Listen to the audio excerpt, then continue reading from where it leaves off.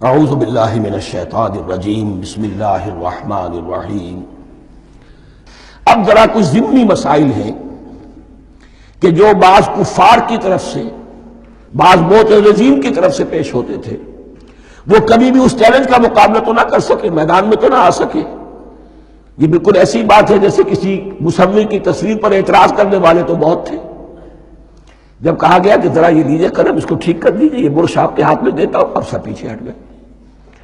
تو کوئی صورت قرآن کے مقابلے میں لانا وہ تو ان کے لیے ممکن نہیں تھی، لیکن ادھر ادھر سے اعتراضات کرنے کے لیے جو زبانیں کھلتی تھی ان میں سے ایک اعتراض نقل کیا جا رہا ہے۔ وہ یہ تھا کہ وہ کہتے تھے کہ قرآن مجید میں مکھی کی تشبیہ آئی ہے، یہ تو بڑی حقیر سی شے ہے، اعلیٰ کلام ہو اور اعلیٰ متکلم ہو وہ ایسی حقیر چیزوں کا تذکرہ نہیں کرتا۔ بیت العنکبوت مکڑی کا بھی ذکر ہے قرآن میں، اتنی حقیر شے کا، یہ کوئی اعلیٰ کلام نہیں۔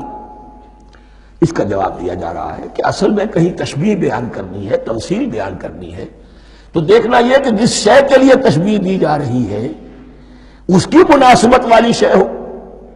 شے کوئی بہت حقیر ہے تو کسی عظمت والی شے سے آخر کیسے تشبیہ دی جائے گی؟ وہ تو کسی حقیر شے سے ہی تشبیہ دی جائے گی تو جو اصل مقصد ہے تشبیہ کا وہ پورا ہوگا۔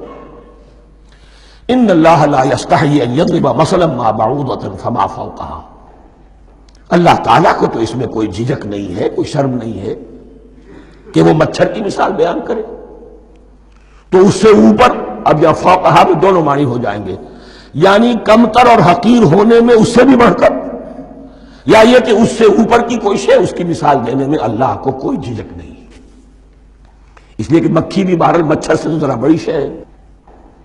اس معنی میں بھی ہو سکتا ہے فوقہا، اور فوقہا اس معنی میں بھی کہ اس سے بھی حقیر ہونے میں اس سے بھی بڑھ کر۔ فَأَمَّا الَّذِينَ آمَنُوا فَيَعْلَمُونَ أَنَّهُ الْحَقُّ مِن رَّبِّهِمْ، تو جو لوگ صاحب ایمان ہیں وہ جان لیتے ہیں کہ یہ حق ہے ہمارے رب کی طرف سے۔ وَأَمَّا الَّذِينَ كَفَرُوا، اور جنہوں نے کفر کیا ہے، فَيَقُولُونَ مَاذَا أَرَادَ اللَّهُ بِهَذَا مَثَلًا، یہ کیا مثال اللہ نے دی، کیا ارادہ ہوا اللہ کا اس مثال کے ذریعے سے؟ ناک منہ چڑھا رہے ہیں، اعتراض کر رہے ہیں۔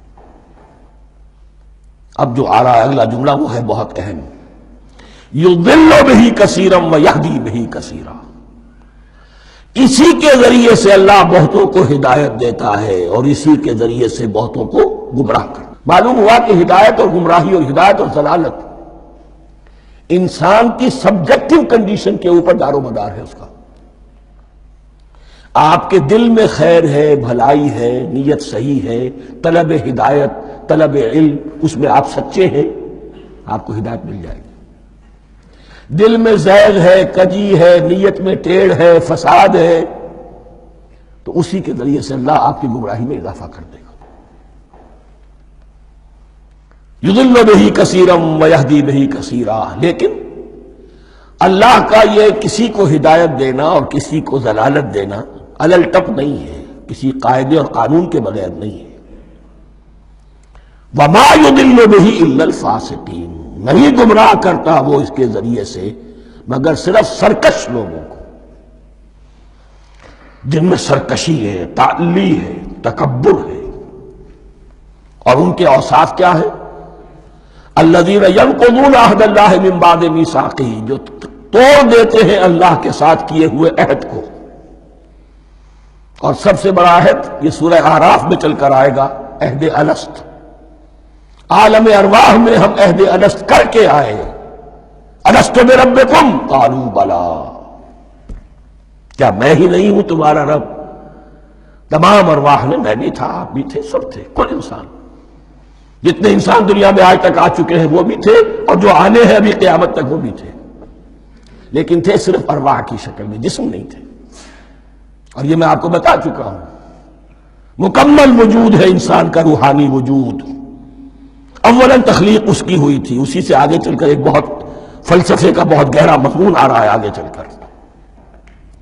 وہ جو عہد الست الست بربکم قالوا بلا، انہوں نے اس عہد کو توڑا، اللہ کو اپنا مالک اور خالق اور اپنا حاکم جاننے کی بجائے خود حاکم بن کر بیٹھ گئے۔ الیس لی ملک مصر، کیا مصر کی بادشاہی میری نہیں ہے؟ I am the sovereign. We are sovereign. Popular sovereignty. بغاوت، سرکشی، فاسق. وما يضل به الا الفاسقين الذين ينقضون عهد الله من بعد ميثاقه ويقطعون ما امر الله به ان يوصل، اور کاٹتے ہیں وہ چیز جسے اللہ نے جوڑنے کا حکم دیا ہے. اللہ نے صلہ رحمی کا حکم دیا ہے، یہ قطع رحمی کرتے ہیں.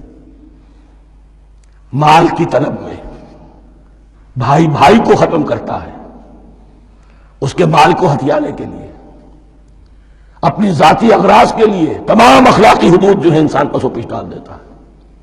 اپنا تکبر، اپنے لیے تعلی.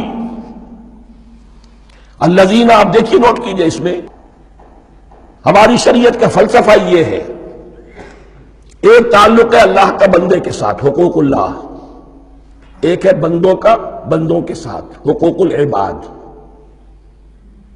اللہ کا حق کیا ہے؟ اسے حاکم اور مالک، اور حاکم سمجھو، الملک سمجھو، خود اس کے بندے بنو. انسانوں کا حق کیا ہے؟ کونوا عباد اللہ اخوانا، سب آپس میں بھائی بھائی اللہ کے بندے بن جاؤ.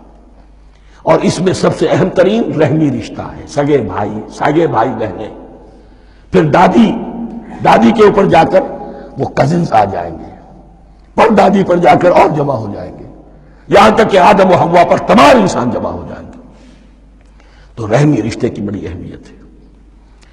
تو وہ فاسقین کے جو توڑتے ہیں اللہ کے عہد کو، اس کو مضبوطی سے باندھنے کے بعد، وَيَقْطَعُونَ مَا أَمَرَ اللَّهُ بِهِ أَن يُوصَلَ وَيُفْسِدُونَ فِي الْأَرْضِ، انہی دونوں چیزوں کے نتیجے میں زمین میں فساد پیدا ہوتا ہے. یا اللہ کی اطاعت سے باغی ہو گئے، اور یا آپس میں ایک دوسرے کی گردنیں کاٹنے لگے.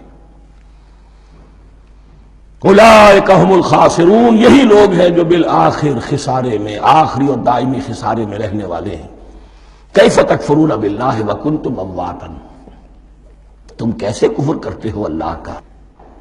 بڑا پیارا انداز ہے. وکنتم امواتا، تم مردہ تھے، فاحیاکم، تمہیں زندہ کیا، ثم یمیتکم، پھر تمہیں مارے گا، ثم یحییکم، پھر جلائے گا، ثم الیہ ترجعون، پھر تم اس کی طرف لوٹ جاؤ گے، لوٹا دیے جاؤ گے. یہاں وہ بات آ گئی جو آج نگاہوں سے بالکل اوجھل ہو چکی ہے. یہ ہم دنیا میں آنے سے پہلے مردہ تھے، کیا مانی؟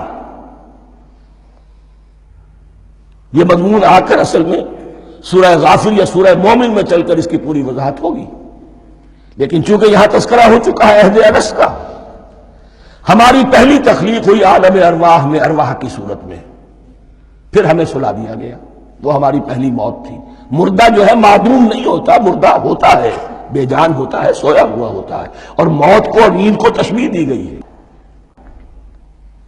پھر ہمیں اس جسد کے ساتھ یہاں زندہ کیا گیا، پھر موت طاری ہوگی، پھر ہمیں زندہ کیا جائے گا. یہ آیت جیسا کہ میں نے عرض کیا بہت بڑی اور بڑی گہری حکمت اور فلسفہ قرآن کی آیت ہے.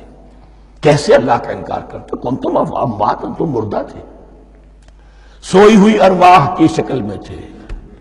فاحیاکم، تمہیں جگایا اس جسد کے ساتھ، زندہ کیا.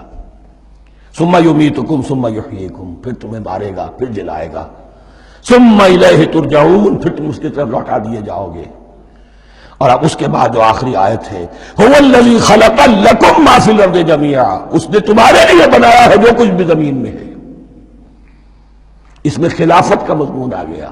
حدیث میں آتا ہے انما الدنیا خلقت لکم وانتم خلقتم للآخرہ، یہ دنیا تمہارے لیے بنائی گئی ہے، تم آخرت کے لیے بنائے گئے ہو. هو الذی خلق لکم ما فی الارض جمیعا، اس لیے کہ اگلی آیت پھر آ رہی ہے خلافت کی آیت. سارا کچھ زمین میں یہ بستر جو بچھایا اور یہ کائنات کو، زمین کو سجایا تمہاری خلافت کے لیے. ثم استوى الى السماء فسواهن سبع سماوات، پھر وہ متوجہ ہوا آسمانوں کی طرف اور انہیں 7 آسمانوں کی شکل میں بنا دیا. جیسا کہ میں کل عرض کر چکا ہوں، یہ تاحال ابھی یہ آیات متشابہات میں سے ہے. 7 آسمانوں کی کیا حقیقت ہے ہم اس سے ابھی پورے طور سے واقف نہیں. وَهُوَ بِكُلِّ شَيْءٍ عَلِيمٌ، اور اسے ہر شے کا علم حقیقی حاصل ہے. بارک اللہ لی ولکم فی القرآن العظیم ونفعنی وإیاکم بالآیات والذکر الحکیم۔